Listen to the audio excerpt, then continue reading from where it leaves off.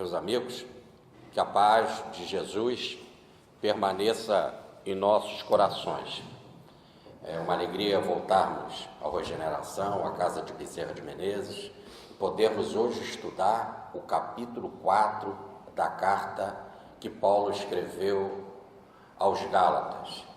Vamos com a nossa irmã Urília acompanhar o capítulo 4.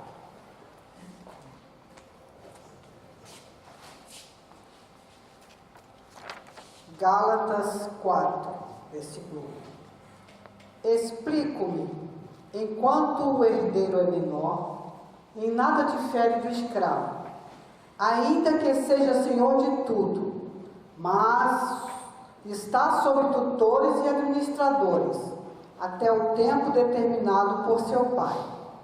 Assim também nós, quando menores, estávamos escravizados pelos rudimentos do mundo. Mas, quando veio a plenitude dos tempos, Deus enviou seu Filho, que nasceu de uma mulher e nasceu submetido a uma lei, a fim de remir os que estavam sob a lei, para que recebêssemos a sua adoção. A prova de que sois filhos é que Deus enviou aos vossos corações o Espírito de seu Filho que clama: Abba, Pai. Já não és escravo, mas filho. E se és filho, então também herdeiro por Deus. Outrora, é certo, desconhecendo a Deus, servieis aos que na realidade não são deuses. Agora, porém, conhecendo a Deus, sendo conhecido por Deus, como é que tornais aos rudimentos fracos e miseráveis, quando de novo escravizar-vos a eles? Observai dias, meses, estações e anos. Temo que os meus esforços entre vós tenham sido em vão. Irmãos, sede como eu, pois também eu me tornei como vós. Não tenho nenhum motivo de queixa contra vós. Estais lembrados de como eu estava doente pela primeira vez? Vos pregueis o Evangelho, e fui para vós uma provação por causa do meu corpo. Mas nem por isso me desprezastes, nem rejeitastes. Antes me acolhestes como um enviado de Deus, como Cristo Jesus. Onde está agora aquele vosso entusiasmo? Asseguro-vos que, se possível fora, teríeis arrancado os vossos olhos para me dar. Tornei-me acaso vosso inimigo, porque vos disse a verdade? Eles vos testemunhavam amizade com má intenção e querem separar-vos de mim, para captar a vossa amizade. É maravilhoso receber demonstrações de boa amizade, mas que seja em todas as circunstâncias, e não somente quando estou convosco. Filhinhos meus, por quem de novo sinto dores de parto, até que Cristo seja formado em vós. Quem me dera estar agora convosco, para descobrir o tom que convém à minha linguagem, visto que eu me encontro extremamente perplexo a vosso respeito. Dizei-me, vós que quereis estar sujeito a uma lei, não ouvis a lei? A Escritura diz que Abraão teve 2 filhos, um da escrava e outro da livre. O da escrava, filho da natureza, e o da livre, filho da promessa. Nestes fatos há uma alegoria, visto que aquelas mulheres representavam as 2 alianças, uma, a do Monte Sinai, que gera para a escravidão, é Agar. corresponde a Jerusalém atual, que é escrava com seus filhos.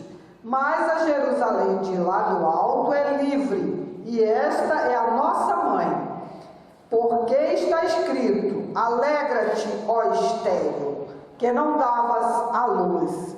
Rejubila e canta, tu que não tinha dores de parto, pois são mais numerosos os filhos da abandonada do que daquela que tem marido. Como Isaque, irmãos, vós sois filhos da promessa. Como naquele tempo o filho da natureza perseguia o filho da promessa, o mesmo se dá hoje. Que diz, porém, a Escritura: lança fora a escrava e seu filho, porque o filho da escrava não será herdeiro com o filho da livre. Pelo que, irmãos, não somos filhos da escrava, mas sim da que é livre.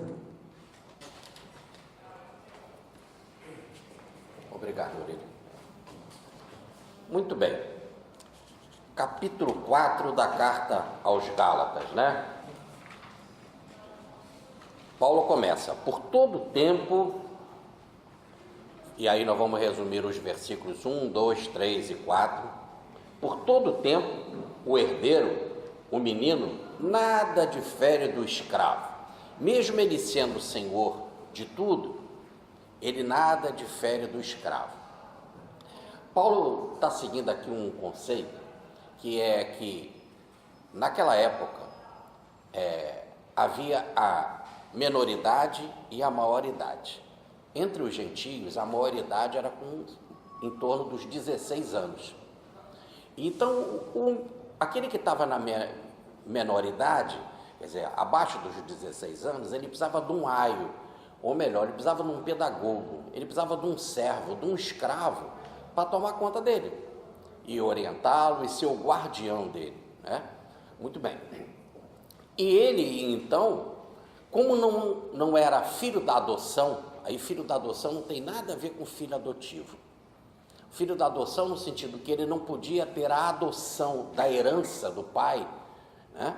Então ele não estava sob a guarda do pai ainda, ele estava sob a guarda desse aio, desse servo, desse empregado. Então, apesar dele ser como filho herdeiro, ele não diferenciava nada do escravo, porque ele não se relacionava com seu pai, com o Senhor. Tá?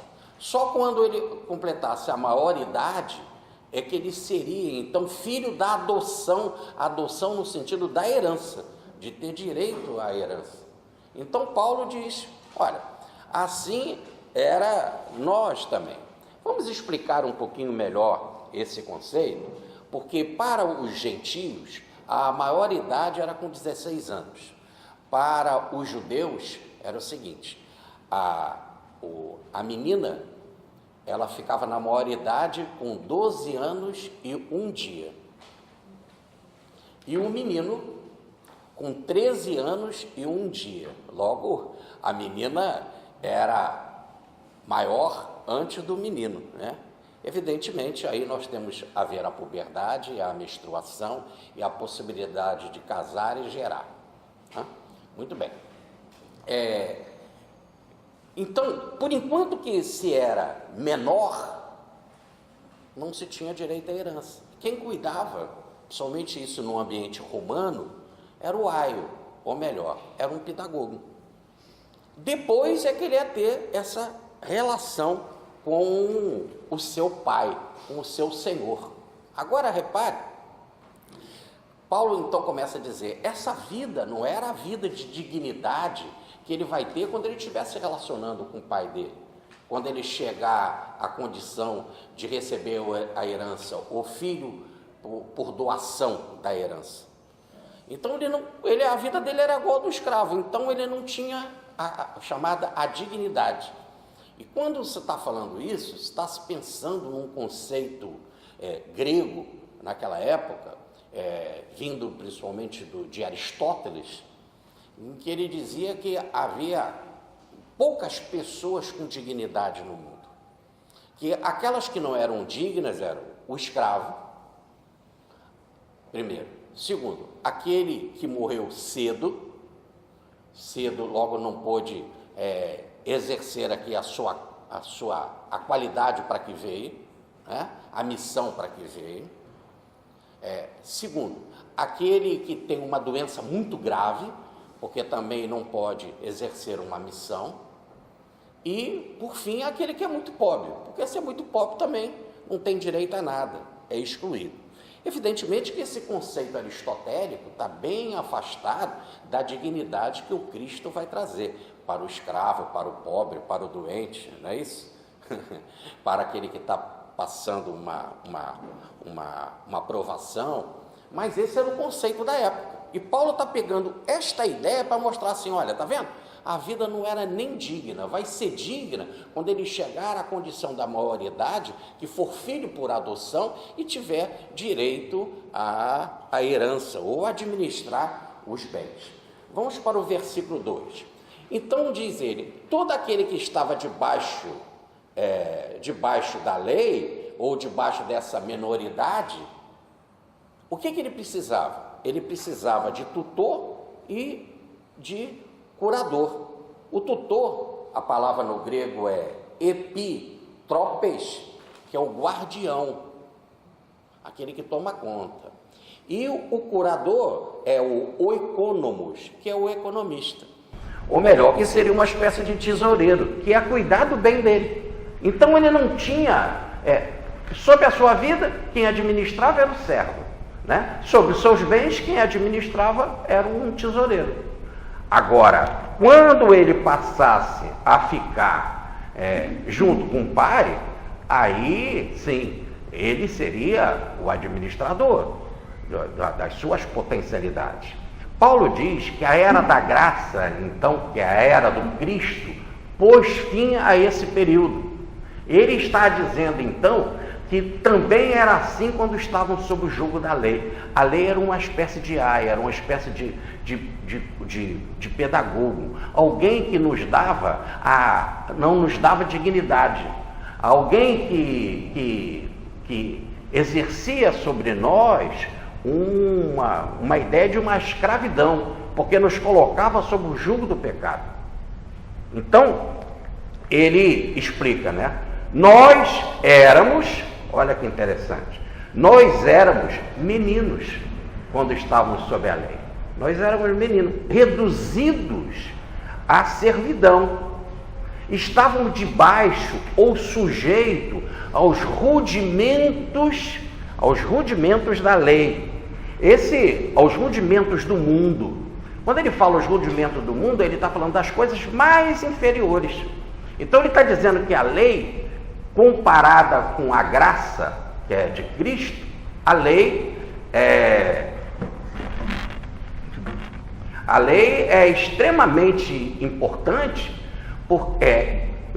em visualizar isso nela, porque mostra que não se tem, podemos dizer assim, com a lei, nós éramos no jardim de infância, era um rudimento, era um jardim de infância, era uma coisa muito simples se nós formos comparar com a grandeza que é a nova era que surge. E quando surge essa nova era, que a gente sai sob o jugo da lei, saímos da minoridade e entramos na maioridade. Ele diz assim, versículo 4, vindo à plenitude dos tempos, Deus enviou o seu Filho, nascido de mulher, debaixo da lei. E agora, então, quando ele diz, na plenitude dos tempos, queria dizer, no momento exato, seria uma melhor tradução, no momento exato, no momento determinado por Deus, foi enviado o Filho dele, foi enviado o Cristo para nos tirar do jugo da lei. E esse Cristo, nascido de mulher, debaixo da lei. Então vamos lá. Paulo, na carta aos Filipenses, ele fala que o Cristo, mesmo sendo de uma grandeza espiritual extraordinária, mesmo sendo um ser divino, se humilhou vindo para nós aqui em forma humana e conviveu conosco, inclusive ao ponto de conviver sob o jugo da obediência, e obediência até a morte, e diz Paulo, morte de cruz, que era a morte mais violenta e degradante que tinha. Então, para dizer que o Cristo, ele era alguém que poderia exercer, não era alguém diferente, não era um ser especial, mas que foi semelhante a nós, poderia ser usado como um verdadeiro exemplo de sacrifício para a lei, porque ele tinha de ser alguém nascido aqui. Esse era o primeiro ponto. Senão, não estaria sob o jugo da lei. Se não nascesse aqui, não estava sob o jugo da lei. Tanto que, quando uma pessoa morre, já tínhamos explicado isso em Paulo, acaba o jugo da lei. A lei não exerce mais poder sobre ela, né? Então ele tinha de ser nascido aqui. Por isso que Paulo fala nascido de mulher. Esse nascido de mulher não tem nada a ver com Lucas capítulo 1, versículo 27, que fala do nascimento virginal. Paulo não está entrando nesse detalhe do nascimento virginal. Alguns teólogos até querem dizer, está vendo? Ele está dizendo que nasceu de mulher, não diz que nasceu de homem, não diz que nasceu de José. Isso é discussão teológica importante para outro momento, não é o caso aqui desta passagem. Paulo está dizendo apenas que ele era alguém nascido aqui, como um bode, uma ovelha, um cordeiro que nasceu aqui e que poderia ser usado para um sacrifício no templo. E para ser usado num sacrifício no templo, o cordeiro não poderia, por exemplo, vamos pegar o cordeiro, não poderia ter mancha, não poderia ter defeito. E aquele então cordeiro que não tinha defeito, ele seria o substituto do pecado, do pecador. Ele seria sacrificado no lugar do pecado. Daquele que se transviou perante a lei. E aí toda vez que ele se transviava, ele tinha de fazer esse sacrifício. Mas para fazer esse sacrifício, em que o animal ia substituir ele, porque no fundo quem peca é quem tem que pagar. Mas a lei, até sendo misericordiosa, ela substitui pelo animal, né? Muito bem. Só que se você vai sacrificar, você tem que se transformar em alguém perfeito. Por isso que o animal, diferente do pecador, o animal tinha de ser sem mancha, tinha de ser perfeito. Então o que Paulo está dizendo aqui? Que Cristo é esse exemplo perfeito, sem mancha, tá? E que quando veio aqui, ele veio com as condições normais aqui do mundo, né? Sobre a aparência do mundo, sobre a aparência da carne, sobre a aparência da forma humana, mas sem mancha, e cumprindo tudo o que a lei mandava, como Maria fez o resgate dele com 40 dias, como levou ele ao templo com 12 anos para fazer a sua apresentação diante da lei, como ele foi circuncisado com 8 dias, como ele só pregou a partir dos 30 anos, porque a lei, o livro dos Números exigia que só se poderia pregar em praça pública um homem, nunca uma mulher, e depois dos 30. Então repare que tudo que era da lei foi cumprido. Ainda foi cumprido algo mais extraordinário, que ele veio aqui sem mancha, para que o sacrifício dele fosse, podemos dizer, dentro perfeitamente da exigência da lei, cumprindo tudo que a lei mandou fazer, a lei acabava a sua força. Ele sai então do jugo da lei, e como foi sacrificado, vai para uma outra vida, acaba o jugo da lei sobre ele. É isso que Paulo está dizendo. E é isso que Paulo está querendo dizer, que para nós foi dado isso. Se nós nos unirmos misticamente a Cristo, e morrermos com Ele, e ressuscitarmos com Ele, também ficamos livres do jugo da lei, porque ganhamos a gloriosa liberdade dos filhos de Deus. Sendo assim, nós podemos dizer então que não devemos ficar sob os rudimentos desse jardim de infância, rudimento do mundo, que é a lei, em que ela é fraca e pobre, e que na leitura que foi feita aqui anteriormente foi chamada de miserável. Mas aí, fazendo assim uma linguagem mais assim acessível, é pobre. Pobre se formos comparada com a riqueza que é Cristo. É fraca se formos comparar com a força que é Cristo. É isso. Muito bem. Sendo assim, Vamos para os versículos 5, 6 e 7. E ele, quando veio aqui, fazendo esse sacrifício, ele que era sem mancha, fazendo um sacrifício aceito totalmente pela lei, e sendo ele mesmo o objeto desse sacrifício, ou o sujeito desse sacrifício, ele nos resgatou. Aí o resgatar é no sentido de comprar a nossa liberdade. Nós éramos escravos da lei. Todo escravo, ele era comprado pelo seu Senhor. E foi isso que Cristo fez, ele nos comprou. Agora nós não estamos mais sob o jugo da lei, e ele nos comprou para a liberdade. Nos comprou, diz Paulo aqui, todos os que estavam debaixo da lei, para recebermos a adoção de filhos. Lógico que nós não podemos então ser apressados. Nos comprou para a adoção de filhos, não tem nada a ver de dizer que Deus é nosso pai adotivo. Não é isso. Nos comprou para aquela condição de adoção. Em outras palavras, deixamos de ser da menor idade, ligados a um servo e a um curador, a um tesoureiro para cuidar dos nossos bens, e agora quem vai cuidar diretamente é Cristo. E nós vamos entrar numa maior idade porque recebemos a adoção da herança que nos foi prometida. E qual foi a herança que nos foi prometida? De nós sermos transformados gradativamente até chegarmos à imagem divina, à imagem crística, ao modelo crístico.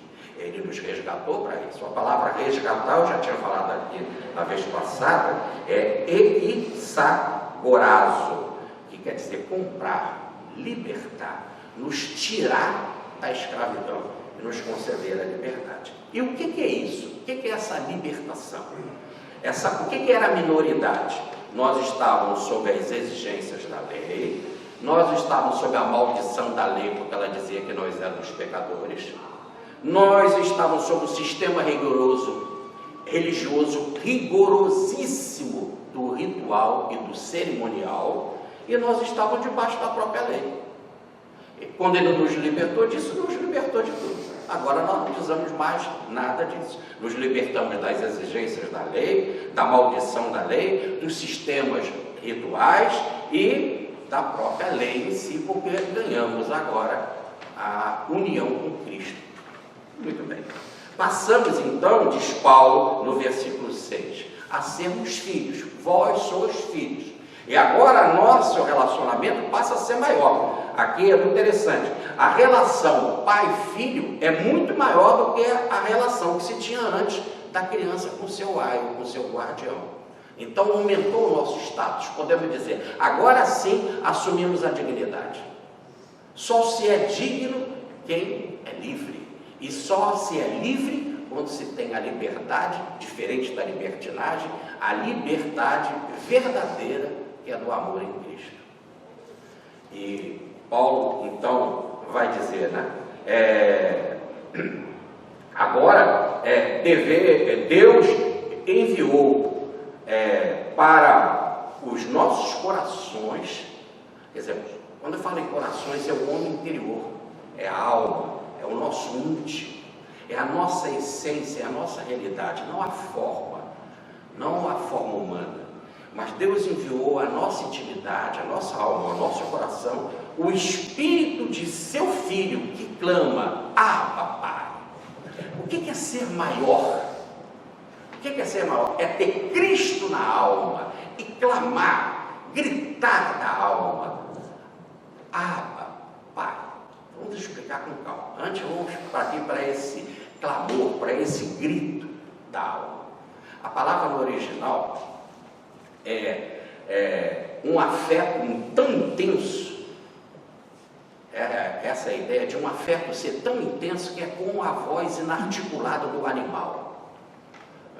Vamos supor, sabe, aquele latido do cão, quando ele está numa atitude completamente instintiva, uma reação instintiva, e ele está o latido dele. Imagina o rugir do leão quando ele está ali na busca violenta da caça, né?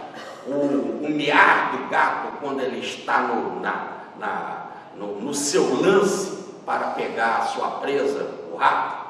Tudo bem?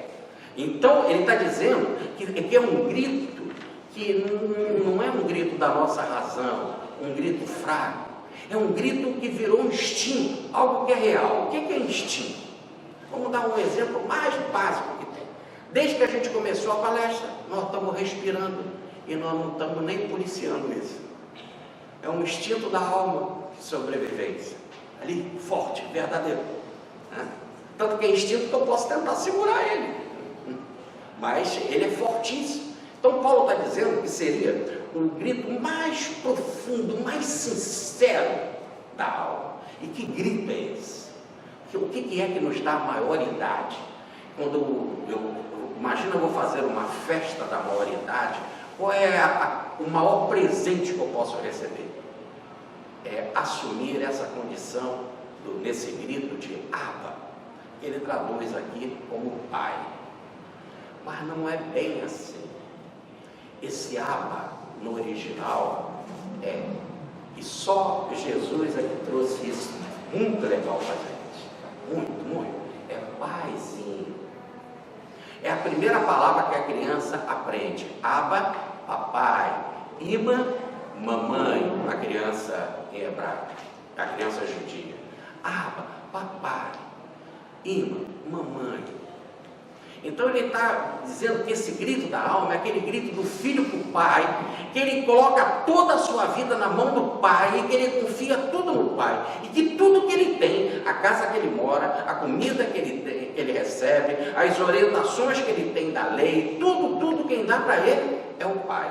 Esse dentro de um sistema patriarcal judaico, tudo é o pai. Quando nós chegarmos, isso que é a maioridade, Paulo, quando nós chegarmos à ideia, lá do íntimo da nossa alma, em que a gente confiar plenamente em Deus, como uma criança confia no seu pai, se joga nos seus braços, aperta no seu pescoço, joga as pernas pela cintura, e toda a sua vida é o seu paizinho. Quando nós tivermos essa mesma confiança em Deus, esse é o motivo da nossa queda.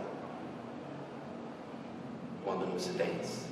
Mas quando a gente é plenamente entregue nas mãos de Deus e leva isso como verdade, como vida, como um grito de um animal, algo instintivo, como a nossa respiração, que a gente faz até sem perceber que faz a respiração, é isso que é a maioridade. E quem nos ajuda a chegarmos a esse grau é a relação mística que o Pai nos deu de colocar Cristo no nosso íntimo. É como se nós precisássemos de uma força maior, de um relacionamento místico de tal forma, de uma intimidade com Cristo, que vai nos ajudar a chegar lá. Muito bem.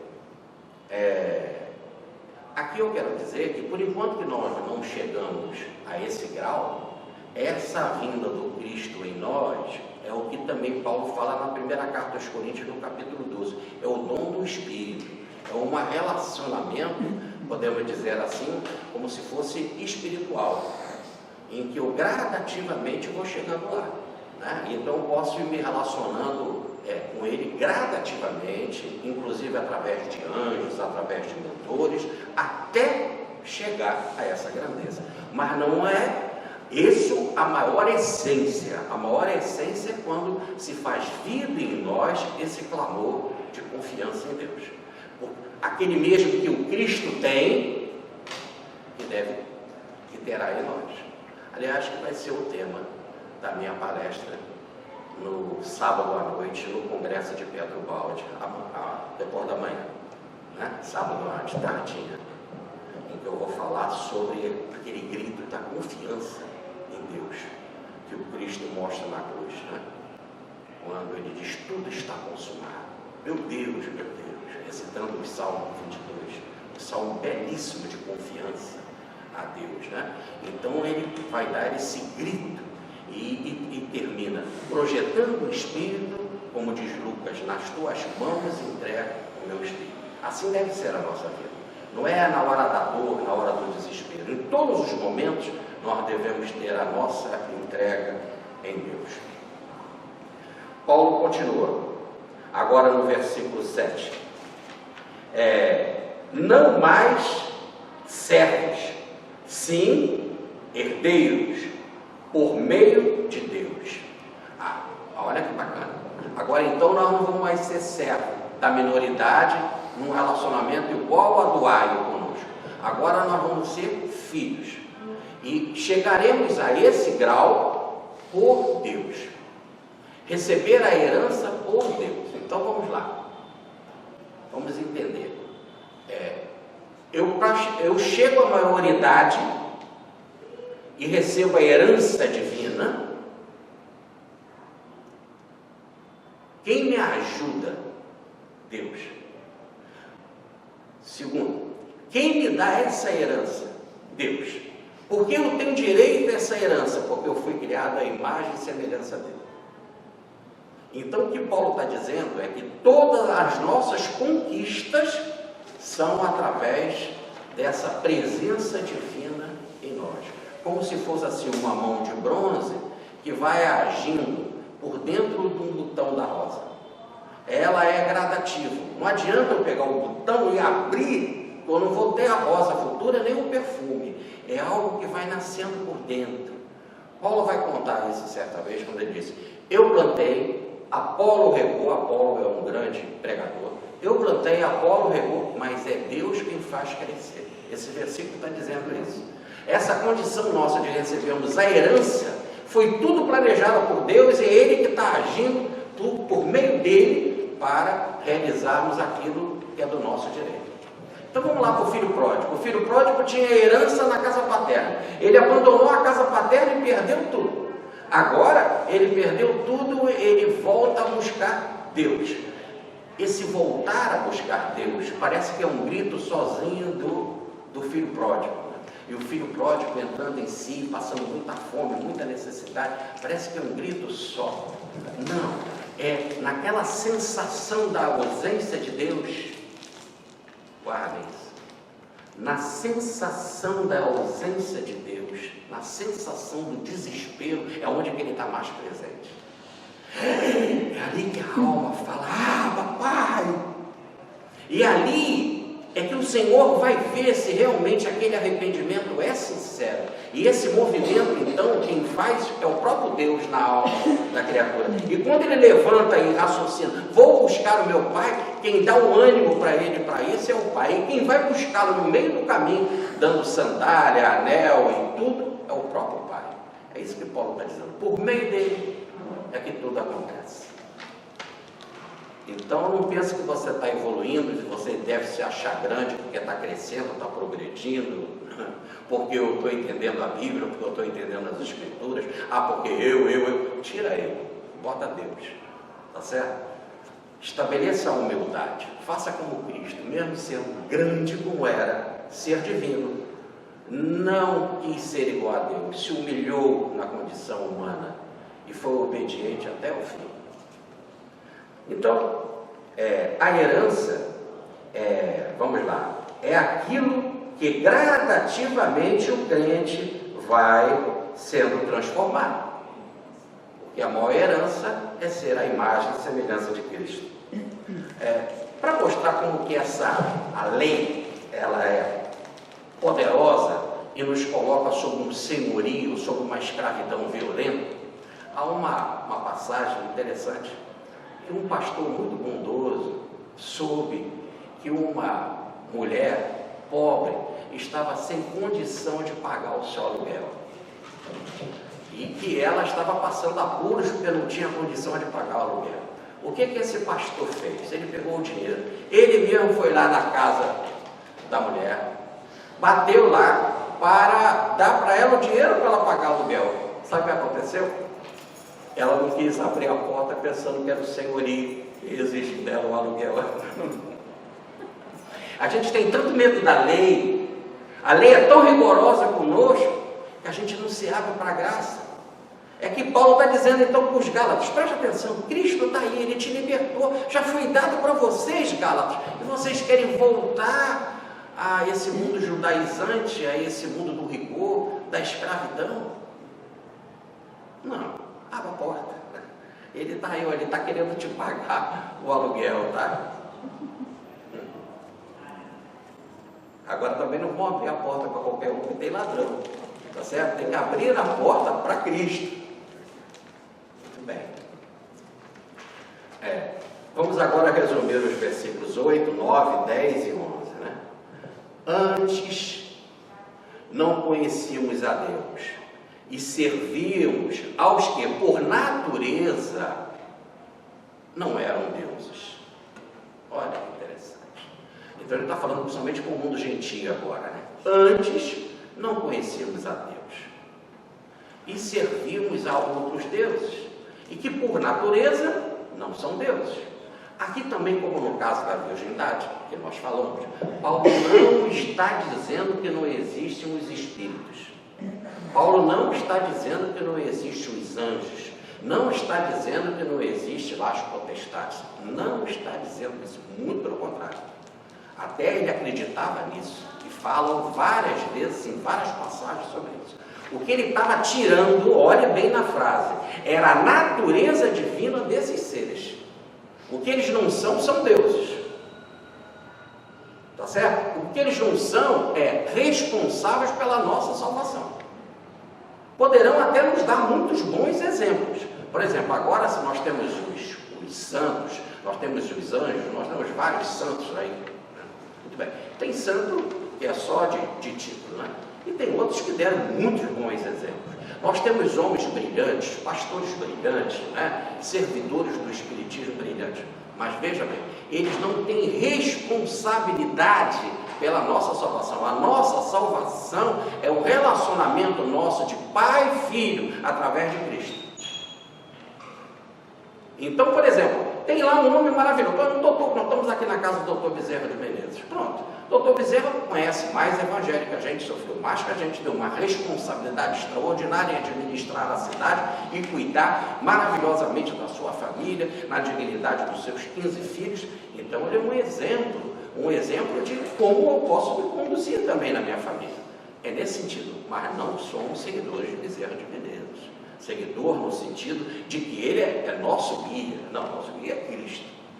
Bem, Bezerra de Menezes pode conhecer mais algumas coisas do que nós, e muito mais do que nós, mas simplesmente como um professor conhece mais do que o aluno, mas que também cometeu e pode cometer erros. A mesma coisa é Allan Kardec, a mesma coisa é Francisco de Assis, a mesma coisa é um pastor qualquer, de qualquer religião, tá certo? Todos podem ser um Billy Graham, um grande pregador do mundo evangélico, é um exemplo para a gente, mas não é a nossa salvação. Paulo então não está negando a presença deles, desses seres. Ele apenas está tirando a natureza divina, da gente servir a eles. Ao servir o menor, aí passaremos a viver a escravidão outra vez. Certo? Os judeus, eles estavam sempre ridicularizando os gentios pela idolatria. Eu vou mostrar aqui algumas passagens da Bíblia que falam contra a idolatria. Então nós temos Isaías, as principais, né? Vou mostrar aqui. Isaías capítulo 44, versículos de 9 a 20. Jeremias capítulo 10, versículo de 1 a 16. Salmo capítulo 115, versículos de 4 a 8. E o livro Sabedoria, nos capítulos 13 e 15. Tá? Vamos agora para o versículo 9. Agora, então, diz Paulo, agora, depois do Evangelho, já conhecemos a Deus. Conhecemos a Deus. Mas ele explica algo mais extraordinário. Mas mais do que conhecemos a Deus, Deus já nos conhece. Não que ele deixasse de nos conhecer alguma vez, mas é na nossa atual condição. A nossa atual condição, ele nos conhece para saber, em essência, a nossa real natureza. Estamos realmente determinados para voltar para Deus? Temos realmente em nós essa condição de Abba, Pai, de paizinho? É alguém que realmente confiamos, aí agora forma um casamento. Nós conhecemos a Deus gradativamente, e Ele conhece as nossas intenções. Formou-se uma parceria, que nem o filho por adoção e o pai. Formou uma parceria, nós e Deus, olha que interessante. E se formou essa parceria, e se chegamos a essa dignidade de nos relacionarmos com Deus, vamos voltar por apostasia a servir a lei, a ser escravos, a depender de um aio, de um pedagogo?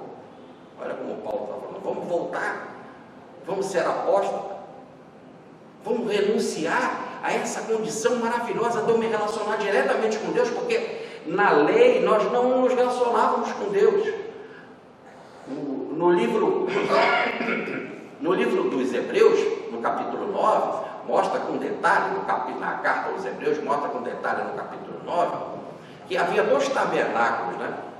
Aquele em que eu ia ali com os sacerdotes comuns fazer o meu alívio do pecado, fazer os sacrifícios, e eu não me relacionava diretamente com Deus. Eles matavam os animais, os animais eram sacrificados na primeira parte do templo, do santuário, aonde eu não entrava, e quem fazia isso por mim era o sacerdote, que fazia uma relação a Deus, tinha um intermediário, que era o sacerdote.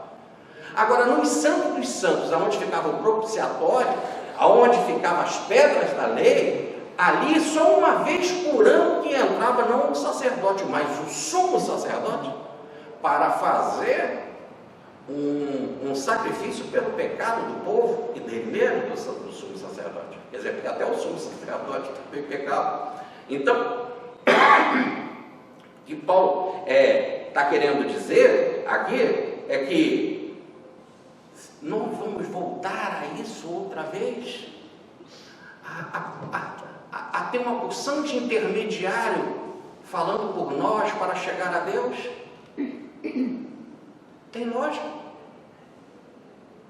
Você já ganhou essa condição de filho por adoção, se relaciona direto com Ele. Tudo que você quer, fala com Ele. Disse Jesus: ainda não experimentastes pedir em meu nome, tudo que pedir eu vos darei. Experimenta, você ganhou essa dignidade. E se você cometer algum erro, tiver com alguma dúvida, com algum problema, fala com Ele.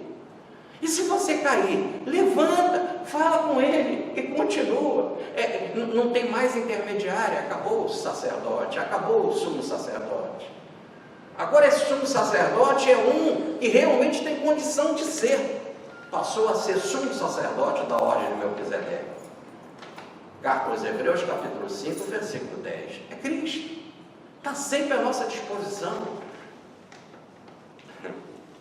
Então, Paulo vai dizer, imagine então, você vai voltar a viver, a guardar dias, meses, tempos ou estações e anos.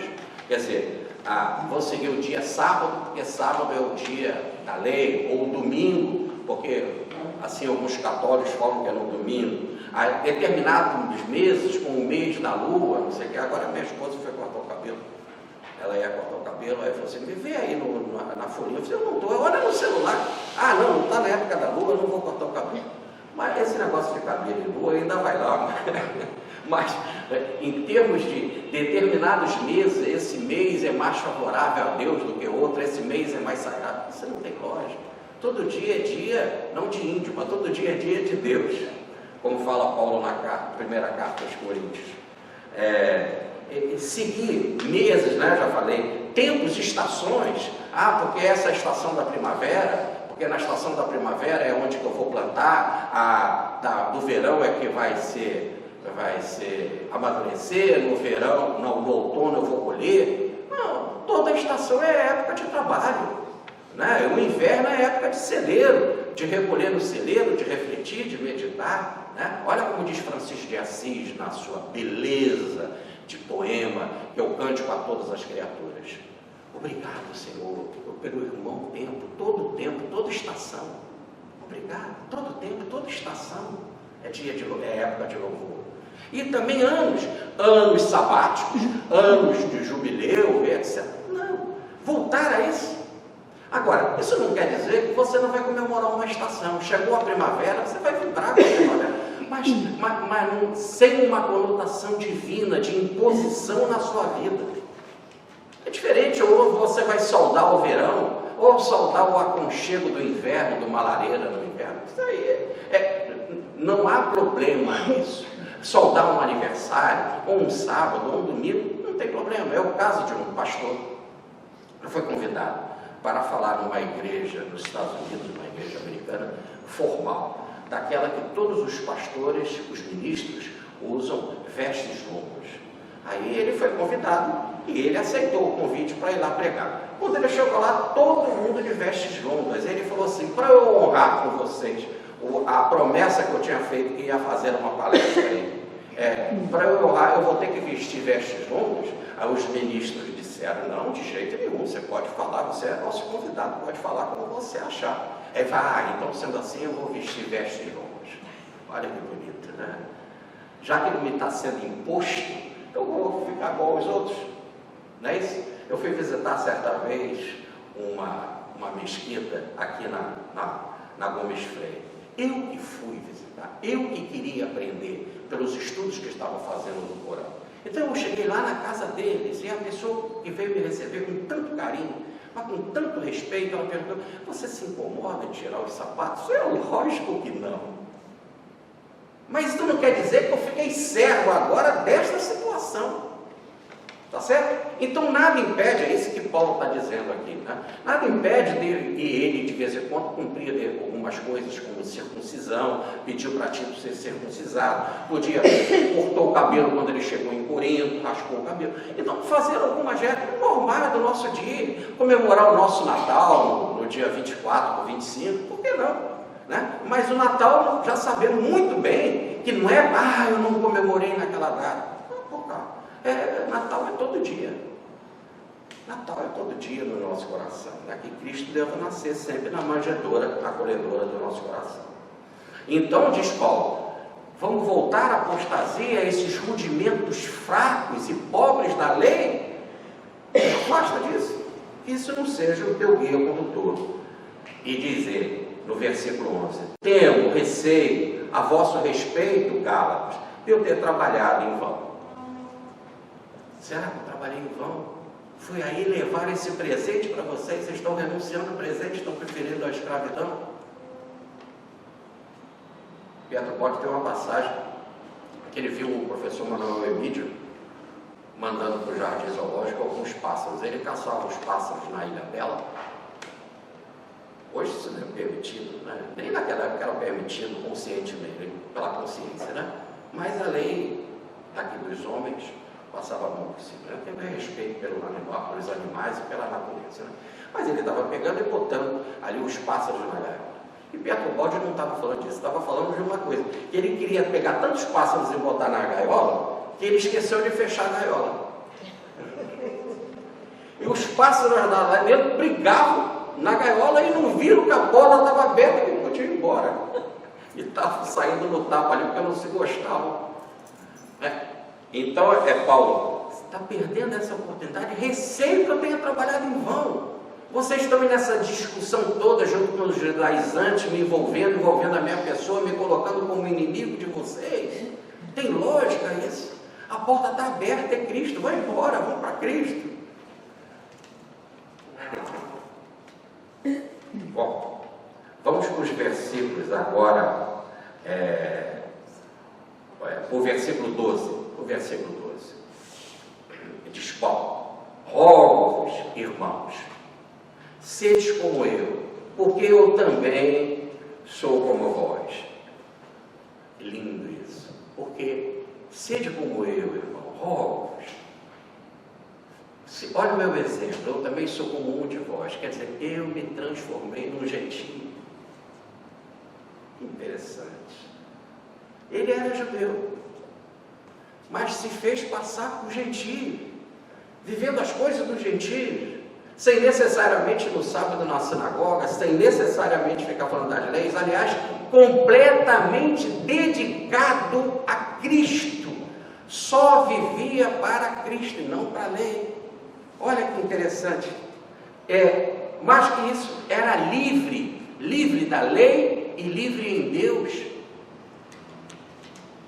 E por fim, ele renunciou a tudo aquilo que era privilégio dele, que a religião judaica dava, e o nascimento da raça de judeu dava para ele, porque ele era da tribo de Benjamim, como ele mesmo fala, um circuncisado.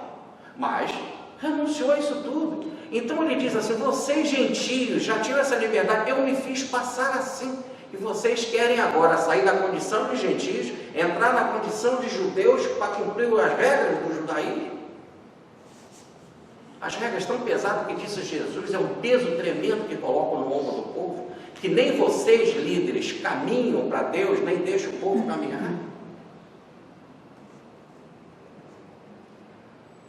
Diz Paulo, mesmo sendo assim, eu em nada vocês me ofenderam. Quer dizer, eu fiz esse trabalho, será que eu preguei em vão? Não, olha, se por acaso vocês estão entrando nesse caminho, vocês não me ofenderam. Está aqui essa carta, que é um apelo, volte. Não me ofenderam, eu não estou chateado, não estou. Volte. E ele então explica, né? Volte. Não entre pela apostasia, pela renúncia da mensagem do Cristo. Sabe por quê? Porque senão eu, como ministro de Deus, vai pensar, vai passar que eu labutei em vão. Ou melhor, que eu trabalhei em vão. É como se eu chegasse no plano espiritual e dissesse assim para Jesus, né? Senhor, preguei para os Gálatas. E ele falou, mas os Gálatas estão todos na apostasia. Então o seu ministério não foi bom. Você não conseguiu. Então ele fala assim, por favor, irmãos Gálatas, permitam que o meu ministério não vá por água abaixo. Permitam. Não volte atrás, para que possa valer o que eu fiz. E ele vai dar um exemplo aqui. Olha, estou falando isso porque no princípio, quando eu estava com vocês, eu anunciei o Evangelho. Mas eu só anunciei o Evangelho, aqui ele está falando da cidade específica de Antioquia de Pisídia, mas que é a primeira cidade que ele pregou na Galácia do Sul. Mas pode ser toda a Galácia. Mas ele está dizendo assim, no princípio, quer dizer, lá no início, quando eu preguei o Evangelho para vocês, tá certo? Eu preguei por causa de uma enfermidade que eu tinha, uma enfermidade do corpo. A palavra aqui para enfermidade é asteneia. Asteneia. E o que é isso? É uma enfermidade violenta, forte, e para os antigos, quem tinha uma enfermidade violenta era castigo de Deus. E essa enfermidade também causava praga, ou melhor, podia passar por outros, uma reação em cadeia. Mas essa enfermidade fez com que Paulo se demorasse mais ali. E demorando mais ali, por um mês, ele pregou. E conforme que ele pregou, eles se transformaram. Então foi graças a essa enfermidade. Mas interessante, era para vocês terem repulsa, ou melhor, terem nojo de mim e se afastarem de mim. Mas vocês me acolheram como se eu fosse um anjo, como se eu fosse anjo, como se eu fosse o próprio Cristo. Vocês me acolheram com tanta exultação, com tanta bem-aventurança, com tanta alegria. Vocês me acolheram, não tiveram nojo de mim. E era uma provação, era um teste que vocês estavam passando. Porque no normal, as pessoas quando estão perto de um doente desse, vazam, saem de perto. Primeiro, porque acham que é um castigo divino. E segundo, porque pode causar um dano à saúde. Mas o que acontece, diz Paulo, olha que legal, vocês não me desprezaram. A palavra no original é ectoteneio, e não me repeliste, que é não me repeliste, antes me trataram como anjo, antes me trataram como se fosse o próprio Cristo. E aí ninguém sabe que doença que Paulo está falando aqui. No versículo abaixo, ele diz assim, sei tenho a certeza que vocês me trataram com tanta satisfação e me trataram de tal forma que poderiam arrancar os olhos para me dar. Arrancar os olhos para me dar. Ou, em outras palavras, Paulo está dizendo assim: vocês poderiam dar a vida por mim. Ora, era tanta dedicação daqueles irmãos que Paulo está dizendo: vocês poderiam dar a vida por mim. E como a imagem foi arrancar os olhos, e ninguém sabe que doença é essa que Paulo teve, né? Mas eles não desprezaram Paulo e não repeliram Paulo, achavam então que Paulo tinha uma doença nos olhos, porque, como ele fala, arrancariam os olhos para me dar. Mas é que essa expressão é muito comum em alguns livros que eu li. Ela é citada em vários outros grandes escritores do mundo gentio, né, do mundo grego, usando sempre essa expressão de arrancar os olhos para me dar, no sentido de dar a vida por mim. E que aí eu resolvi aprofundar um pouco mais. E o nosso Emmanuel, no livro Paulo e Estevão, ele fala na segunda parte, no capítulo 4, que foi febre. Paulo ficou um mês de febre que ele apanhou nos pântanos da Panfilha. Quando ele sai ali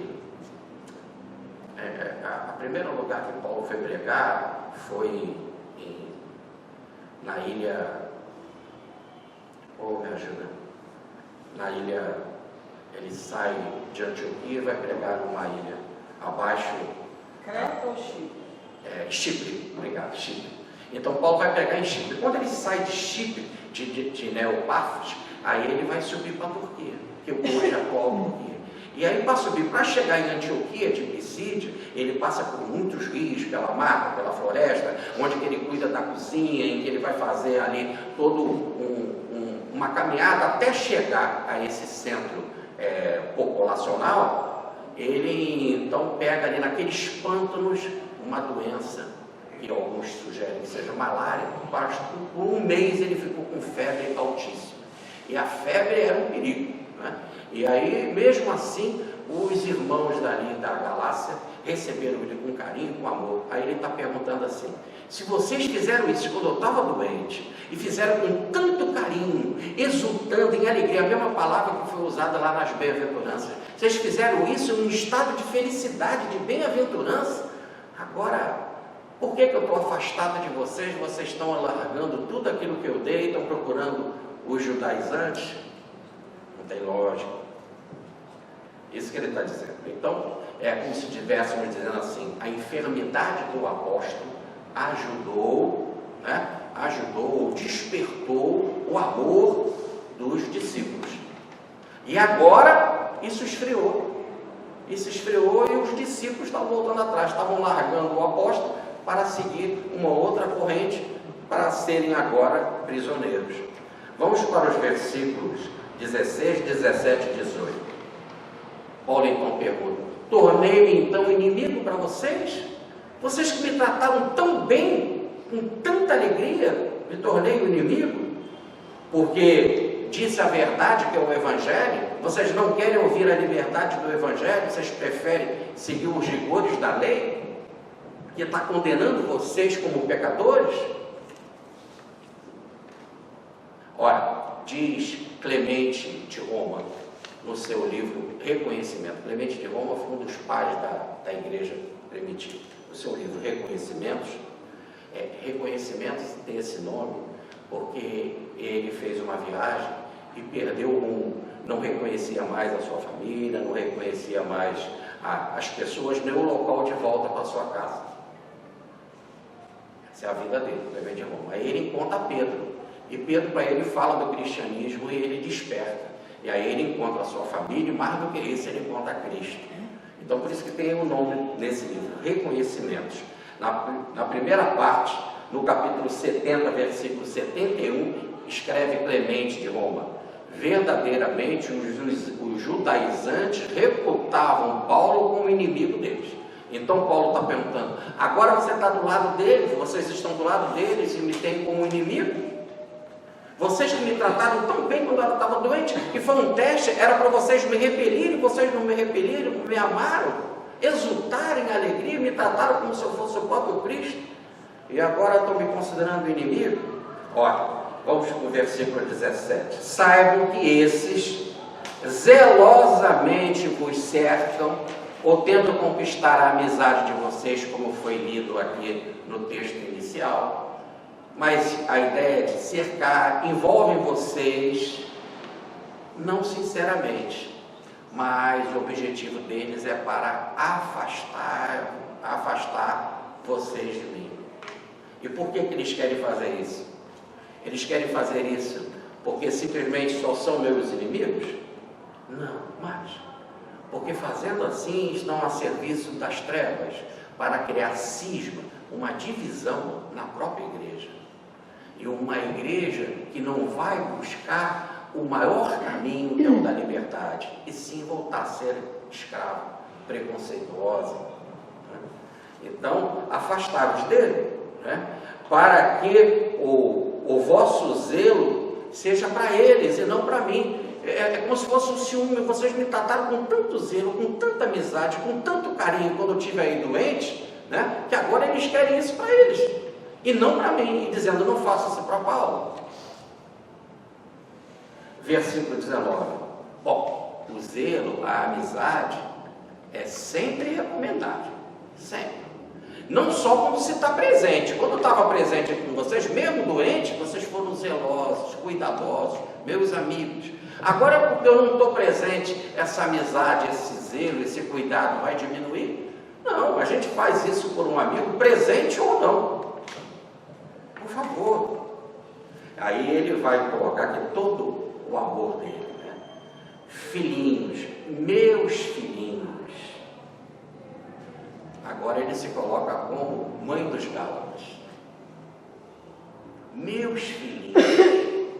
Ele vai falar com todo amor. Olha, por quem, de novo, mais uma vez, sinto as dores do parto, até Cristo ser formado em vós.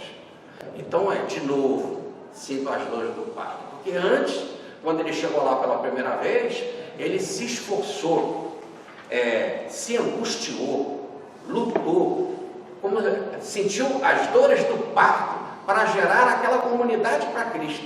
E agora eles estavam deixando para Cristo. Então ele está dizendo: agora de novo, estou sentindo essas dores outra vez, para até que Cristo seja formado em vós, possa nascer como uma criança que vai se desenvolvendo no ventre materno, que possa ser desenvolvido no ventre interior, ou melhor, no íntimo, no coração de vocês.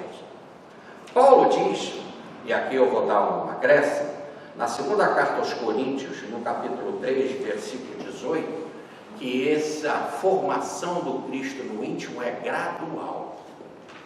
É gradual.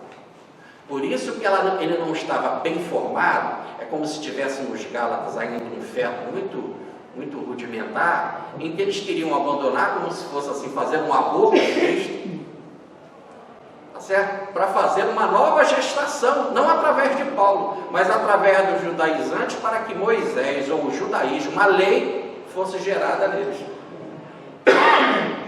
Então Paulo está dizendo: então eu de novo quero passar por essas dores de parto, estou passando por ela por causa de vocês. A palavra aqui, parto, é ordino no original, ordino, que dá sempre a ideia de angústia e de esforço, de sofrimento, para que gere alguma coisa nova. Essa forma de escrever, ela é comum nas escrituras, em várias passagens. Eu vou mostrar aqui para vocês. Não é uma teoria nova que Paulo estava trazendo.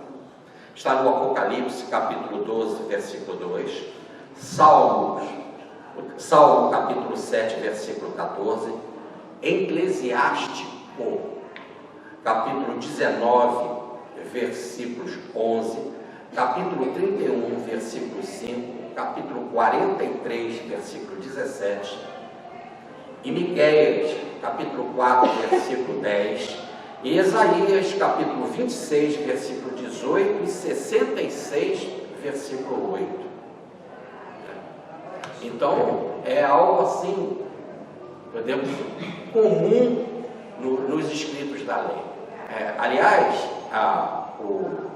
havia um dito judaico que dizia o seguinte: se um homem fala da lei, ensina a lei para o filho do vizinho, olha que interessante, olha como o conhecimento judaico fala. Se um homem ensina para o filho do vizinho a lei, segundo as Escrituras, aquele menino foi gerado por ele.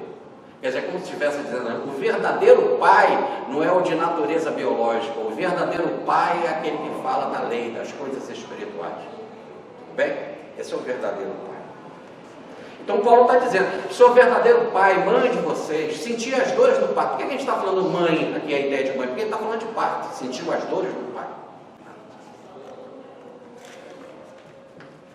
Vamos agora para os versículos, para o versículo 20. Queria mesmo, estar agora aí presente com vocês, para eu mudar o tom da minha voz, porque eu estou perplexo, atônito, a vosso respeito. Estou assim, boquiaberto, estou abobalhado com o que vocês estão fazendo. Ganharam a liberdade, estão querendo largar para ir para a escravidão.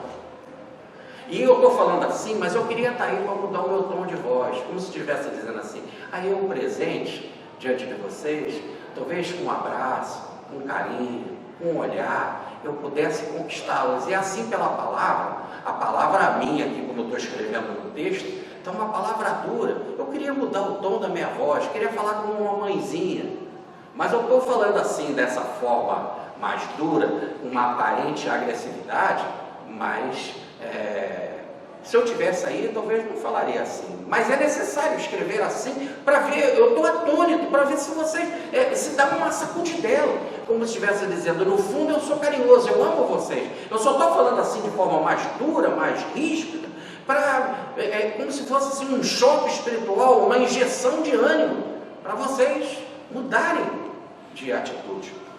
Paulo não gostava de usar esse tom meio duro de falar, mas muitas vezes ele usou esse tom meio duro de falar. Como Lutero usou muito esse tom duro de falar, mas era muito doce. Aqui a passagem, eu vou botar duas passagens claras que Paulo não gostava de usar esse meio, mas sabia que usar essa forma de falar tinha determinado efeito, porque gerava uma tristeza nas pessoas, e quando a tristeza era real, uma tristeza em Deus, porque você simplesmente percebe que errou, então você fica triste, mas triste em Deus, essa tristeza é para a salvação. Mas quando você fica triste sem Deus, sem arrependimento, essa tristeza é para a morte. É interessante que a tristeza da fossa, né? Que é a tristeza do mundo, o sujeito está triste porque perdeu aquele amor, aquela amada, né? Como diz lá o Adoniran Barbosa e o Vinícius de Moraes, né? Se chega em tristeza, não vou cantar não, fica calmo, não preciso ficar nervoso. Se chega em tristeza, se sentem comigo aqui nessa mesa de bar, beba do meu copo, me dê o seu ombro, que é para eu chorar de tristeza de amar. Mas aí no caso, é por causa da mulher que foi embora. E essa tristeza, se ele ficar aqui bebendo do copo, aquela coisa toda, é uma tristeza que vai para a morte. Olha como diz Paulo nessa passagem que eu vou citar aqui para vocês. Mas a tristeza, do grito que eu dou, da palavra mais dura que eu dou, e que leva vocês à tristeza, pelo arrependimento para buscar Deus, essa tristeza leva à salvação. Então vale a pena. Eu não queria falar assim, mas é uma tática, é uma técnica, é um estilo de pedagogia. Essa passagem está na segunda carta aos Coríntios, no capítulo 10, versículos de 9 a 11, e também é um reforço no capítulo 7, versículo de 5 a 13 dessa mesma carta, onde ele fala desse tom da voz, como ele está falando aqui. Vamos para agora os versículos 21, 22 e 23. Aí ele vai falar uma pergunta direta para os legalistas que estavam lá, para aqueles judaizantes, e que estavam ali botando coisa na cabeça dos Gálatas. E ele estava falando assim na carta aos Gálatas, que era para que os Gálatas avisassem os judaizantes. E a maior prova que nem todos os Gálatas entraram na apostasia é que a carta aos Gálatas foi conservada. A maior prova de que muitos ficaram com Paulo é que a carta foi preservada e nós estamos hoje aqui estudando ela, tudo bem? Então, o que ele fala para os legalizantes? Diga-me, os legalistas, aqueles que se acham debaixo da lei, não ouviram a lei? O que a lei disse? Aqui quando ele fala assim, não ouviram a lei, esse ouvir é porque se ouvia a lei na sinagoga. E se ouvia a lei na sinagoga, ela era lida na sinagoga, porque eram pouquíssimos aqueles que sabiam ler. Por isso que ele fala em ouvir a lei, porque a gente podia ter dito, não leram lá, hoje nós falaríamos assim, não leram lá o que está lá no livro tal, assim, assim, assim. Mas naquela época, pouquíssimos sabiam ler. E aqueles que sabiam ler, pouquíssimos aqueles que tinham um pedaço da lei em casa, do Antigo Testamento em casa. Porque também era caríssimo você ter uma cópia de um texto. Tudo bem? Parte mesmo de uma cópia do texto. Então, por isso que ele fala, não ouvistes o que está lá? Não guardaram o que ouviram na sinagoga? E o que diz? Está escrito, Abraão teve 2 filhos, Ismael e Isaque. O Ismael nasceu da escrava, que se chama Agar. Isaque nasceu da mulher livre, que se chama Sara. Abraão tinha 86 anos quando Ismael nasceu. E nasceu de Agar, que segundo Gênesis, no capítulo 16, versículo 1, era egípcia. E vocês lembram que os judeus ficaram escravos no Egito durante séculos. Então os egípcios eram inimigos mortais dos judeus. Então o exemplo que Paulo está pegando aqui é bem vivo. De uma mulher egípcia escrava, nasceu Ismael, o primeiro filho de Abraão.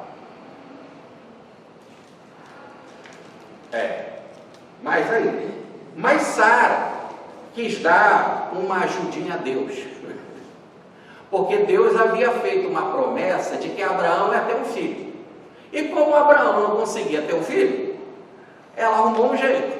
Ela pegou uma escrava dela, que era Agar, que era uma egípcia, e deu para ser concubina ou amante de Abraão. E nasceu Ismael. Ela quis fazer isso para que a palavra de Deus não fosse negada. Deus prometeu uma herança, então, já que nós não estamos conseguindo, que se faça assim. Houve uma interferência de Sara, e nasceu Ismael pelo um nascimento natural, daqui do mundo, das coisas do mundo. O Abraão, ele tinha aí 86 anos. Quando Ismael fez 13 anos, então agora o Abraão estava com 100 anos e Sara estava muito mais velha, 13 anos depois. Aí é que a promessa vai ser realizada. O Isaque vai nascer de Sara. Mas era muito tempo, ou melhor, a esterilidade de Sara levou muito tempo, ao ponto dela achar que está muito demorado e dar a escrava para Abraão ter o filho que foi o Ismael. Depois ela ainda aguardou mais 13 anos para que nascesse Isaque. Então o filho da promessa, que nasceu não pela vontade dos pais, mas por interferência divina, porque, convenhamos, isso fica claro, um homem de 100 anos, uma mulher avançada em idade ter um filho, tem que ser o que a gente chama aqui no sentido popular de milagre. Milagre é uma lei, mas eu ainda não sei a técnica, não sei ainda os procedimentos, mas o que eu posso dizer é como uma interferência espiritual, é um nascimento por ordem espiritual, por vontade divina. Não foi a vontade de Abraão e de Sara, foi a vontade divina. Tanto que o Senhor apareceu para Sara e disse, quando ela estava rindo, quando disse que ela ia ter um filho, não ri, você terá um filho. E um ano depois, ele veio, daqui um ano eu volto. E um ano depois, realmente, como estava determinado, nasceu o menino. Então, agora, diz lá as Escrituras, que o nascimento de Isaac está no capítulo 21, versículo de 1 a 7. E que no versículo 2 desse capítulo 21 diz que no tempo determinado por Deus, então interferência divina, no tempo estabelecido por Deus é que nasceu Isaac. Então Paulo está começando assim a construção da sua ideia. Viram lá na escritura? Abraão teve 2 filhos, um nasceu da escrava, o outro nasceu por vontade divina. Um foi Ismael, que nasceu da escrava, Agar. O outro foi Isaac, que nasceu da mulher livre, não escrava, esposa de Abraão. Essas são as 2 condições. Vamos agora para os versículos 24, 25 e 26. Diz Paulo, isso é uma alegoria. Ele não está dizendo que o que ele vai tirar daí é um fato que não pode ser interpretado de outra forma. A palavra alegoria é subentende-se. Ou melhor, eu posso ter de um mesmo caso muitas possibilidades, completamente diferentes de símbolo. O símbolo, vamos dar um exemplo.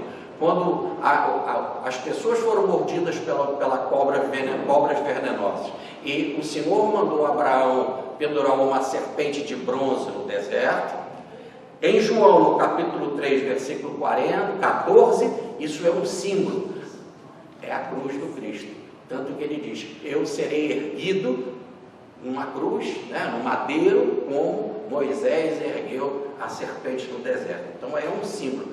Ou melhor, não está me dando hipótese de outra interpretação.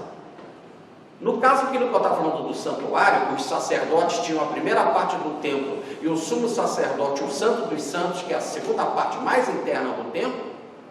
Isso também é um símbolo. Na carta aos Hebreus, no capítulo 9, que eu já citei, hoje está dizendo que corresponde ao grande libertador que é Cristo, que é o sumo sacerdote. Isso é um símbolo. Agora, uma alegoria, e aí Paulo começa aqui o versículo 24, dizendo, a alegoria é, não sou dono da verdade, como se fosse assim, essa é a única interpretação por causa de Sara e Agar. Para o meu interesse aqui, essa é também uma interpretação. A palavra alegoria, ela é uma união de 2 palavras gregas, alos e agoreu. As 2 palavras unidas diz assim, dizer de modo a subentender outra coisa. Então lá tem a história de Agar e de Sara, a história de Ismael e a história de Isaac. Vou pegar essa história e vou dar uma interpretação, uma alegoria, uma. Outro pode dar outra, pode dar outra, pode dar outra. Tudo bem? É isso que ele está falando. E aí ele diz assim, essas 2 mulheres, Agar e Sara, significam os 2 testamentos, Diadetec, os 2 testamentos. Um é o testamento de Moisés, o outro é o da promessa que Deus fez a Abraão. E ele explica por quê. Porque a Agar, que era escrava, ela gera filho para a servidão. Porque quando ela era escrava e ela gerou um filho, esse filho que ela gerou era escravo. Não havia, como aqui em 1870 no Brasil, a lei do ventre livre. O que é a lei do ventre livre? Em que o filho do escravo, ao nascer, depois dessa lei, era livre. O ventre dava para ele a liberdade. Naquela época não era. O filho de escravo é escravo. Então ela está dizendo que de Agar, tá certo? Sendo escrava, ela gera filho para a servidão. Então ela gerou quem? Um escravo também, que era Ismael. E diz Paulo, qual é o símbolo? O que ela representa? Qual é a alegoria? O Monte Sinai, aonde foi dada a lei. Ele vai explicar por quê. Já. Vocês aguardem mais um pouquinho. No versículo 25, ele diz assim, Agar significa o Monte Sinai. E o Monte Sinai não estava na Terra Prometida, estava na Arábia. E ele mesmo escreve aí, estava na Arábia. E se ela não estava na Terra Prometida, a Terra Prometida é a terra de bênçãos, é a terra da promessa. Então, se foi dado fora da terra prometida, fora da terra da promessa, não pertence à promessa, por isso que só pertence ao Monte Sinai, pertence à lei, os filhos da escravidão, porque eles ainda estavam andando pelo deserto sem viver na terra da promissão. Só depois que eles vão entrar na terra da promissão, 40 anos caminhando pelo deserto e andando com a lei. Paulo continua. E por que eu digo que Agar representa a esta lei? Porque a palavra Agar em árabe, e o Monte Sinai ficava na Arábia, Paulo usa essa jogada, né? Agar, lá em árabe, quer dizer vagabunda, fugitiva, porque ela realmente fugiu. E aí, no sentido de que ela não era mulher verdadeira de Abraão, era considerada uma mulher também, aí no caso da vida. Ela era escrava, ela era obrigada a seguir, mas Paulo não está querendo falar da história, ele está querendo falar da alegoria. Não vamos nunca esquecer disso, né? Então não vou botar aqui Paulo como um carrasco, tudo bem? Ele está falando uma alegoria. E ele explica, né, que esse Monte Sinai é a lei escravizadora. E por quê? Porque, olha, Agar, em árabe, se fala Hadeshah em árabe. E Hadeshah em árabe lembra uma palavra em árabe que é rocha. Não é a mesma palavra. Em árabe, Agar quer dizer vagabunda, fugitiva. Mas do jeito que ela fala Hadeshah, ela me lembra uma palavra em árabe que quer dizer rocha. E a palavra rocha é Hadeshah, Hadeshah, são parecidas, mas no som, não na realidade em si. Tudo bem? Ora, sendo assim, ele faz essa correlação, daí ser alegoria, de como a palavra Agar em árabe lembra a palavra rocha, e o Monte Sinai ficava na rocha, na pedra, as pedras do Sinai, ele então faz essa correlação, está vendo? Agar são as pedras do Sinai, é o Monte Sinai. Por correlação. Vamos falar o seguinte, agora a nossa amiga Márcia Nese está lá na Turquia, né? E lá no mundo oriental. Lá no mundo oriental não se passa essa imagem de que se comeu da maçã. E que a maçã foi a causa do pecado, né? O fruto proibido é a maçã. Lá não se tem isso. E a palavra maçã não tem nada a ver com mal lá. Eu não sei pronunciar, eu até já escrevi sobre isso, mas eu não sei agora de cabeça. Maçã e mal são diferentes lá no mundo árabe, ou no mundo oriental. Agora aqui no mundo ocidental, um é malu, outro é malum. É muito parecido mal com maçã. Por isso que, simbolicamente, se entendeu que a tal fruta proibida é maçã. E que não está na Bíblia, isso escrito na Bíblia. Era no discurso, nas histórias que contavam nas igrejas, no bate-papo das pessoas, que como a palavra era parecida, se podia fazer uma correlação. Tudo bem? Essa é a ideia que Paulo está falando aqui.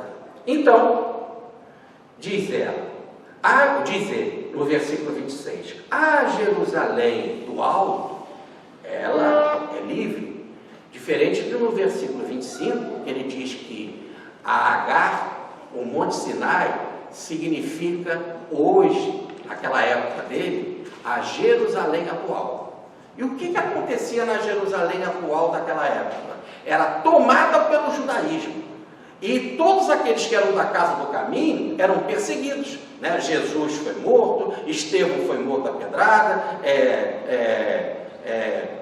Pedro e João foram para a cadeia, Tiago foi morto, Tiago irmão de João, etc, etc. E os judaizantes estavam vindo lá de Jerusalém para perseguir os gentios e perseguir Paulo. Então ele está dizendo assim, esse Monte Sinai, essa rocha, isso que é a escrava Agar, que gera filhos para a escravidão, isso significa, lembra a Jerusalém atual. E lá são todos escravos, e que estão andando aí pelo mundo, levando essa ideia da escravidão para todo mundo. Mas já Jerusalém do alto, ela é livre. Ela é a nossa mãe. Popularmente, a gente costuma dizer que o céu fica no alto. Então, por isso que ele está dizendo que a Jerusalém do alto, ou a Jerusalém espiritual, que é o que vocês devem seguir, não a Jerusalém material, é a do alto, que é a nossa mãe. Então, nós não somos aqui seguidor de igreja nenhuma. Nenhuma. Eu falo de mim. Eu não sou seguidor de igreja nenhuma. Nem daqui do Regeneração que eu frequento. Tá certo? Eu sou da do alto, que é livre. Nós somos ligados à liberdade em Cristo. As instituições daqui da terra, que você poderá frequentar, como essa tão abençoada que nos abriga aqui, pode ter seus erros e acertos. Pode, de repente, se enveredar por caminhos estranhos. E não é a isso que nós somos presos. Nós somos presos do alto. E aí ele diz assim, a do alto que é a nossa mãe. A do alto que é nosso modelo. E por que ele fala que a do alto é nosso modelo? Isso também está na carta aos Hebreus, no capítulo 12, versículo 22. É a ideia de Platão. Platão diz que tudo que existe tem uma ideia que está do lado de lá. Esta ideia que está do lado de lá, ela é a mãe, ela é o modelo. Ela é o modelo, então, que faz com que as coisas surjam aqui na Terra, como se fosse numa materialização. Tudo que existe aqui na Terra é reflexo desse modelo espiritual. Então ele está dizendo que mas só que é uma degradação. Se você vai pegar a parte de cima e traz para aqui para baixo, é uma descida, é uma materialização de conceitos. Então a Jerusalém do alto, que é livre, ela cai aqui na Jerusalém da terra, a Jerusalém de baixo, na forma de escravidão. Mas ele está dizendo que essa lá de cima é que é a mãe dessa daqui de baixo. Os filhos daqui de baixo é que não estão sabendo proceder, tá certo? E acabam por estarem errados, por serem frutos da queda e tal, escravizando tudo.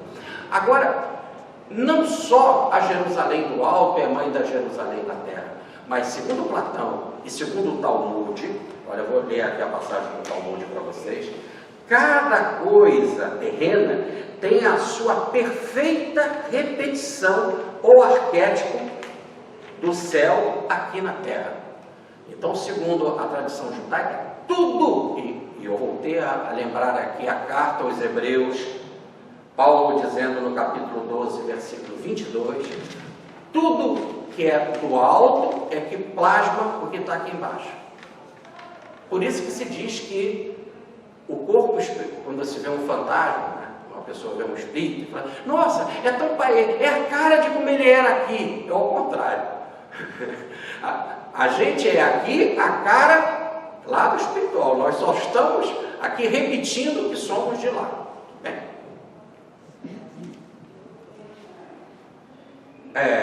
Então, se ela é mãe, a Jerusalém do alto, ela dá para você vida, mas a mãe não só te dá vida, a mãe também te nutre. Então Paulo está dizendo assim, deixa Jerusalém do alto te gerar. Para que você vai querer ser daqui da Jerusalém da terra um escravo? Siga o filho obediente, siga a sua mãe. A sua mãe não te dá alimentação, você vai comer os alimentos rudimentares daqui do mundo, as coisas ruins do mundo. Vai pegar a comidinha da mamãe do céu, das coisas boas e espirituais que a vida está te dando. Que é o Evangelho. Se alimenta do Evangelho, que é a palavra de vida eterna. Vai se alimentar das palavras mortas, rudimentares daqui do mundo? Muito bem. E Paulo, então, continua agora no versículo 27, porque está escrito, está em Isaías, no capítulo 54, versículo 1. Alegra-te, estéril, aquela que não está dando a luz. Alegra-te, esforça-te e clama, tu que não está em trabalho de parto, porque os filhos da desolada valem muito mais do que os filhos da mulher casada, que são os filhos naturais. Então, ele está se baseando aqui em Isaías para mostrar, olha, está vendo? A alegoria que eu estou usando está correta. Olha o que Isaías fala. Alegra-te, estéril. Olha como estava triste a Sara, muitos anos numa prolongada esterilidade. O Senhor disse que ela teria um filho, mas não nascia. Ela quis dar até um jeitinho. No meio do caminho, ela arrumou uma escrava para ter o filho através da escrava. Mas não é isso. Veio o filho, alegra-te, porque agora você que está desolada, porque você olha a escrava e a escrava está rindo, está feliz, né? Eu dei um filho ao teu marido, e você não deu. Como se nós estivéssemos aqui vendo o mundo com as suas ironias, né? E ela ficava mais triste, desolada. Ele disse, calma, alegra-te, canta pelo fruto que você deu. Tenha calma, paciência. Saiba que mesmo sendo demorado o processo, você conseguiu. E o seu filho, que é de ordem espiritual, porque ele está dizendo que é fruto da promessa, por promessa divina, por interferência divina, um filho divino vale muito mais do que um filho natural. Vamos voltar àquilo que nós dizíamos. Fala a lei. Se um homem ensina a lei para o filho do vizinho, segundo as Escrituras, ele gerou esse filho. Mas esse filho verdadeiramente do vizinho tem um pai terreno. Ele é filho natural do pai terreno. E esse pai terreno não ensinou a lei para ele. Ele é filho do pai terreno? É. Mas ele do vizinho foi o filho por coisas espirituais. Quem vale mais? O pai espiritual ou o pai material? É isso que Paulo está dizendo aqui. Alegra-te, então, Sara. Alegra-te, você que estava desolada, triste porque não conseguia ter um filho, e por muito tempo ficou assim, o teu filho vale mais do que o da mulher casada. Aí você fala, mas Abraão não era casado com Sara, com Agar, mas era casado não, mas tinha relacionamento com ela, né? E gerou um filho. Né? Então é isso que a Agar estava dizendo, eu consegui, você não, Sara. Alegra-te, o teu filho, que é o filho espiritual, vale mais do que o filho material. O que Paulo está querendo dizer isso? Gálatas, fiquem alegres, vocês são agora filhos de Cristo, e são filhos de Cristo pelo um parto que eu gerei, são filhos espirituais, e filhos espirituais valem mais do que filhos materiais, e vocês estão sendo perseguidos pelos judaizantes para entrarem para a escravidão. Quem são eles, esses judaizantes? Filhos da raça, não filhos espirituais.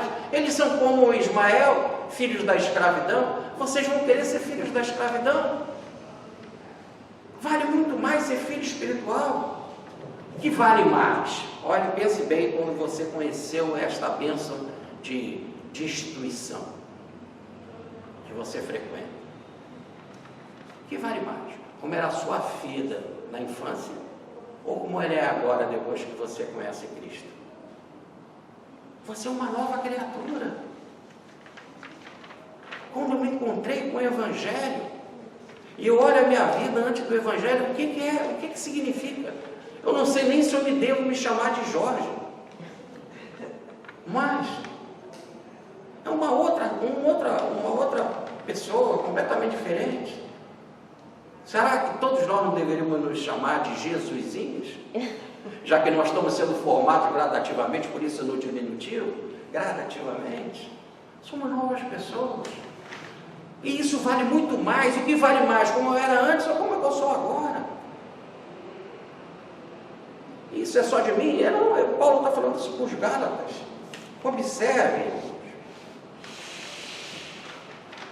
É porque a estéril, Sara, né? Antes ficou nessa condição estéril durante muito tempo. Mas ela seria a mãe de um grande povo. E aí? E que grande povo é esse? O cristianismo, não é o judaísmo. Porque o judaísmo é filho da raça, é filho da lei, é igual a Agar. Né? Então ela antecipou o triunfo do judaísmo, transformando-se pela alegria numa frutificação abundante. Depois desse longo período de esterilidade, né, houve uma derrota só aparente, porque a esperança só foi adiada. E agora está aí o cristianismo. O que é o cristianismo? Nós nascemos por condição de raça?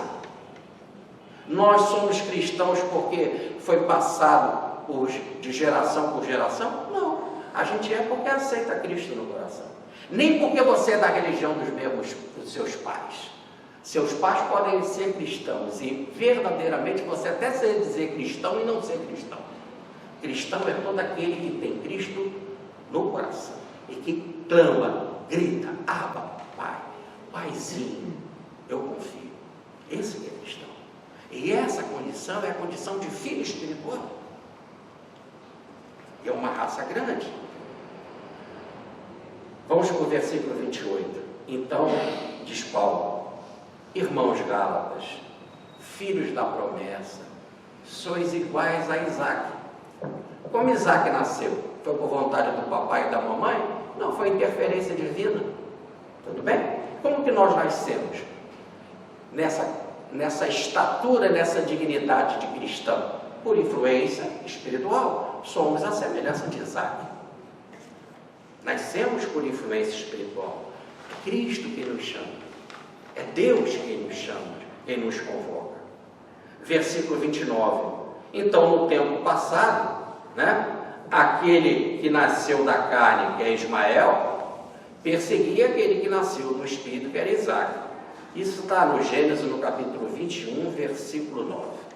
Então diz que Isaac nasceu filho da promessa, ou nasceu do Espírito por interferência divina, quando Ismael tinha 13 anos. Aí Isaac ficou lá mamando na mãe. Mamou, quando chegou no desmame, quando ele tinha 3 anos, logo Ismael passou a ter 16. Quando ele tinha 3 anos, houve uma festa. Essa festa está em Gênesis, no capítulo 21, versículo 9. A festa que Abraão deu para o desmame do filho. O filho ia deixar de mamar. Muito bem. E então ele deu uma festa. Aí nessa festa, segundo as Escrituras, Ismael foi brincar com Isaac. E mal que houve lá essa brincadeira, Sara não gostou da brincadeira. E disse para Abraão, Abraão, pega essa escrava e o filho da escrava pega Agar e Ismael e manda eles embora. Expulsa eles daqui das nossas terras. Porque nunca o filho da escrava irá herdar aquilo que pertence ao filho da livre. Isso está em Gênesis, que eu falei aqui. Mais uma vez eu vou dizer que é o versículo 21, capítulo 21, versículo 9. Então essa é Sara dizendo. Vamos aqui primeiro para o lado humano. É natural. Ela é mãe biológica. E a biologia fala mais alto. Ela queria para o filho dela e não para o filho da escrava. Muito bem. Isso é o que a biologia daqui do mundo fala. Mas aqui nós estamos diante de uma ordem espiritual. E por uma ordem espiritual, ele, como era filho da promessa, filho do divino, vale mais do que um filho natural. No fundo, o que nós estamos dizendo, quando nós nascemos aqui, nós éramos filhos naturais. Depois que nós encontramos Cristo realmente vivo no nosso coração, nós somos filhos espirituais. Qual vale mais? Essa condição que nós temos de filho espiritual, ela é uma condição de herdeira das coisas espirituais. E não é o filho natural, o filho da matéria que vai herdar as coisas espirituais. Ficou claro a imagem que ele está usando? Vou repetir, porque às vezes eu tenho falado muito rápido. Quando você nasceu aqui e você não tinha Cristo vivo no seu coração, você era um filho natural dos seus pais. Vale. Tem direito à herança espiritual? Tem direito à herança do seu pai. Aí ganhar o Ford dele, a picape, o apartamentinho, tá certo? Ou a dívida, se ele deixou de dívida no banco, você também tem que pagar. Tudo bem? Esse é um filho natural. Agora, depois que você encontrou Cristo, e Cristo vivo no coração e passou a ser filho espiritual, porque foi pelo contato espiritual que Cristo se manifestou, você agora é filho espiritual. E agora você tem direito à herança espiritual. Herança de ser cidadão cósmico, cidadão do universo. E isso não pode se comparar uma herança com outra. Por isso que a herança espiritual não será herdada por filhos naturais. O filho da escravidão. só será herdada pelo filho espiritual. É isso que ele está falando aqui do Isaac e de Ismael, tudo bem? Então, agora, vamos aqui falar dessa coisa, dessa brincadeira. A Bíblia fala, e por mais que se lutem lá nas traduções, a palavra está brincadeira. Mas essa brincadeira, alguns tentam dizer, mas foi uma brincadeira de ironia. Ismael estava sendo meio irônico com Isaac e tal. A palavra é brincadeira. Mas a tradição judaica, a tradição do Talmud, aí vamos lá, Jarchá, quando estuda Gênesis 21, versículo 9, ou Bereshit Rabba, na seção 53, folha 47, parágrafo 4, diz assim, em duas citações do Talmud: os dois rapazes, Isaac e Ismael, foram brincar no campo no dia dessa festa, na festa do dia de Ismael. Ismael lançou um dardo contra Isaac, no intuito de matá-lo, mas que, tendo errado o alvo, fingiu tê-lo feito apenas por brincadeira. Isso é a tradição judaica, não está na Bíblia, tudo bem? E é em cima dessa tradição judaica que parece que Sara interpretou: não gostei da brincadeira que o Ismael fez, mandei ele para fora junto com a mulher, porque nem ela nem ele herdarão aquilo que pertence ao filho da livre. Feito assim, é o que Jesus está dizendo, e é o que Paulo está dizendo. Interessante. Olha que como o Isaac, o filho da escrava, perseguia o filho da livre, não é o que está acontecendo agora na igreja dos Gálatas? Os judaizantes, filhos da escravidão, estão perseguindo os Gálatas e a mim e Paulo, que somos filhos da liberdade, filhos espirituais. Está acontecendo isso agora. Então por que está acontecendo isso? É algo estranho? Não, disse Jesus: se eles perseguiram a mim, também perseguirão a vós. João capítulo 15, versículo 20. Continua Jesus: tende bom ânimo, eu venci o mundo. João capítulo 16, versículo 33. Então saibam, Gálatas, eles estão me perseguindo? Estão. Estão perseguindo vocês? Estão. Igualzinho como Ismael perseguia Isaac? Sim. Nós somos filhos como Isaac da espiritualidade? Somos. Eles estão fazendo igual? Sim. Mas também não perseguiram Jesus? Sim. Mas Jesus disse que nós também seremos perseguidos como ele. Mas Jesus disse mais: tende bom ânimo, eu venci. E se ele venceu, nós também poderemos vencer. Não, como muitos pensam, vencer em ordem material, mas com certeza vencer em ordem espiritual, vencer em Cristo. E por fim, falam os versículos 30 e 31. Está nas Escrituras, Gênesis capítulo 21, versículo 10. Lança fora a escrava, que é Agar, e o seu filho Ismael, porque de modo nenhum herdará com o filho da livre, Ismael, e o filho da livre, que é Sara, a mulher livre, e o seu filho Isaac. De modo nenhum o filho da escrava herdará com o filho da livre. A conclusão é: a lei precisa desaparecer ante o Evangelho. De João o Batista, no capítulo 3 do Evangelho de João, diante de Cristo: é necessário que eu diminua para que ele cresça. E João é a síntese da lei, porque até João não tinha dado o Evangelho. Ele é a síntese da lei. É necessário que eu diminua para que ele cresça. Então, a lei tem que desaparecer diante do Evangelho. Fala então o versículo 31. Irmãos, somos filhos da livre, da Sara, e não da escrava Agar. E se nós somos livres dessa mãe que é toda espiritual e está no alto, para quê? Por que eu vou criar inimizade, problema, para lutar, para buscar a mãe terrena, a Jerusalém da escravidão, a Jerusalém que quer te obnubilar, que quer te fechar, que quer te enegrecer, que quer te escravizar? Não. nós somos da Jerusalém do alto. Busca essa mãe do alto, porque é dela que nós somos livres. Em outras palavras, irmãos Gálatas, a expulsão de Ismael seria, segundo Paulo, uma advertência aos legalistas, os quais pretendiam misturar a graça e a fé em Cristo com as observâncias da lei mosaica, como sendo as leis mosaicas as únicas formas para atingirmos a salvação. Não tem, segundo Paulo, lógica nenhuma. Somos filhos do alto e por causa disso somos livres. Muita paz.